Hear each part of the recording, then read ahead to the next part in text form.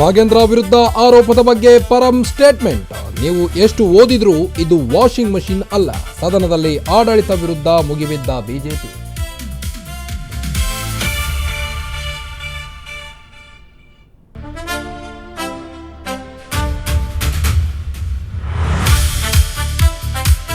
ರಾಜ್ಯದ ಗಂಡ್ಮಕ್ಕಳಿಗೆ ಕಹಿ ಸುದ್ದಿ. ಬೆಲೆ ಏರಿಕೆ ಮಧ್ಯೆ ಮತ್ತೊಂದು ಸಂಕಟ.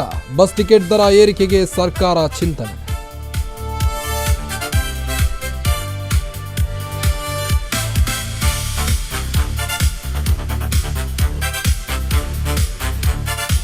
ಜೈಲಲ್ಲಿರೋ ದರ್ಶನ್ಗೆ ಬ್ಯಾಡ್ ನ್ಯೂಸ್.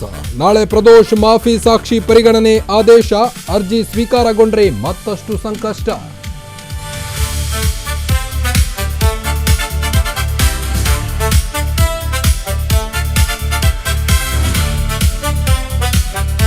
ಕೋಲಾರದಲ್ಲಿ ಬಟರ್ ಮಿಲ್ಕ್ಗಾಗಿ ಮುಗಿಬಿದ್ದ ಜನರು. ನೂರಾರು ಪ್ಯಾಕೆಟ್ಗಳು ಮಣ್ಣು ಪಾಲು. ಡಿಸಿ ಕಚೇರಿ ಆವರಣದಲ್ಲಿ ನೂಕಾಟ, ತಳ್ಳಾಟ.